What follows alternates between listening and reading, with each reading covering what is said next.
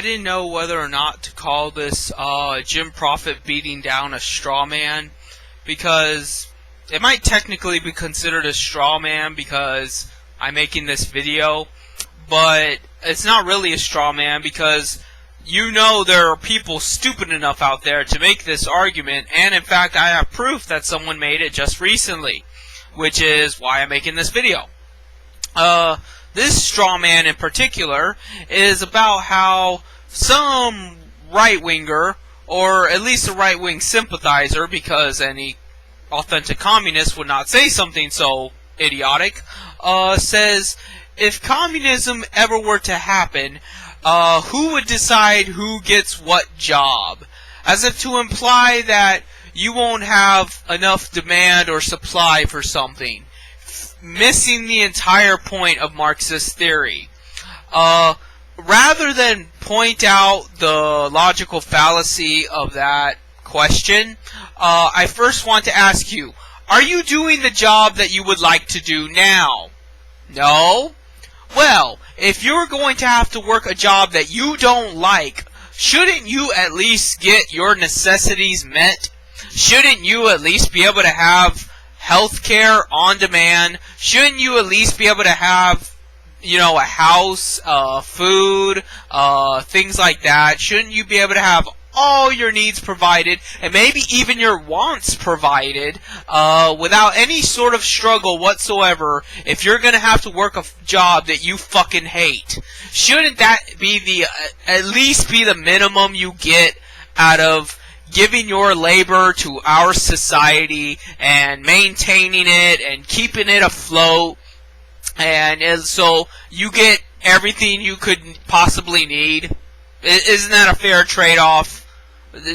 So what's the argument here? That not only, so since you don't get to work the job you would like to in communist strawman dystopia, you're gonna go with capitalism, where you don't get to work the job you want to, and you have to go by the monetary system, where you get slivers of money, and then you use that money to, juggle the competing demands of your needs and wants, and, having to struggle work and home and hobby and blah blah blah. That's the problem here. The problem here is people can't fucking think beyond their little scope, that, hey, my life sucks already. It can't get much worse. It's that simple. You are only a step away from being homeless at any given time. That is your existence now under capitalism. All it takes is for your house to burn down, or for you to get an injury that you cannot afford, and bam, you're homeless. Because you don't make enough money to afford to get really sick, or for your house to get burned down. So you are always just one step away from being completely impoverished. So don't tell me about all the beautiful and wonderful things capitalism has done for humanity, when it could all be taken away in a mere second. And then you turn around and try to give me this bullshit that, the state would take it away from you. The state is so mean. The state is just a big bully that's, gonna starve you on purpose. But meanwhile, you could fucking starve tomorrow if some shit should happen to you. And you know what? A lot of capitalists conspire for that shit to happen to you, because it benefits them. It benefits them for you to be poor and have to resort to mopping up dirty floors to make your ends meet. It benefits them for you to not have a proper education, and for women to have to subjugate themselves to degrading positions in strip clubs or giving blowjobs for a pornography film. It benefits capitalists to have people working the grind and, serving food at Checkers to fat retards that don't appreciate that they work 10 hours a day hearing their bullshit and having to work this mindless, numbing job and getting paid barely anything.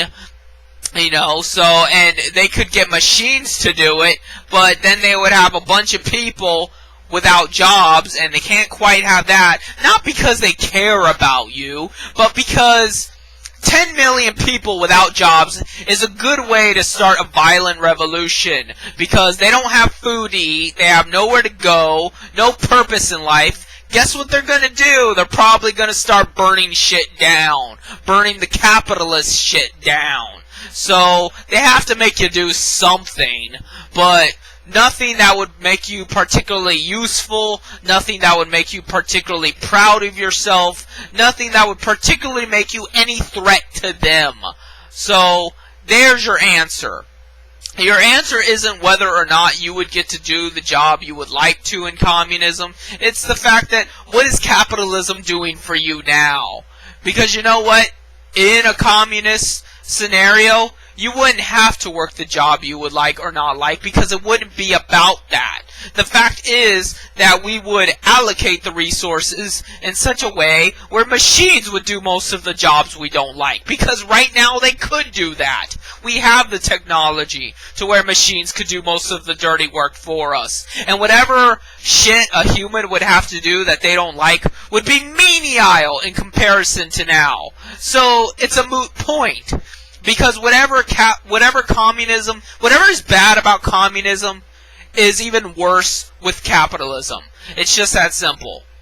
You know, if you have to work 2 days out of the week cleaning toilets under communism because the janitorial machine broke down, then you have to work 6 days a week under capitalism to make enough money to feed yourself scrubbing toilets for a living. And guess what? Not only do you have to work harder, and you have to give up more, and you don't have time for anything else but fucking working, but then you have bosses barking down your throat, treating you like shit, and telling you that you're inferior because you're having to scrub toilets for a living instead of being a, corporate executive who's so important and big. But meanwhile, he needs you more than you need him. You don't need someone telling you what the fuck to do, but they need you to scrub toilets, because who the hell else is gonna do it? And even if someone else would do it, they can't afford to leave you completely destitute, because then you could get violent. So, that's your answer. And I know that isn't a simple bumper sticker or, some little quip, but that's the truth. The truth is, you have absolutely nothing to lose by going toward communism, anarchism, or socialism. But you do have everything to lose by capitalism, because all it takes is one bad day. So, that's all I have to say for now.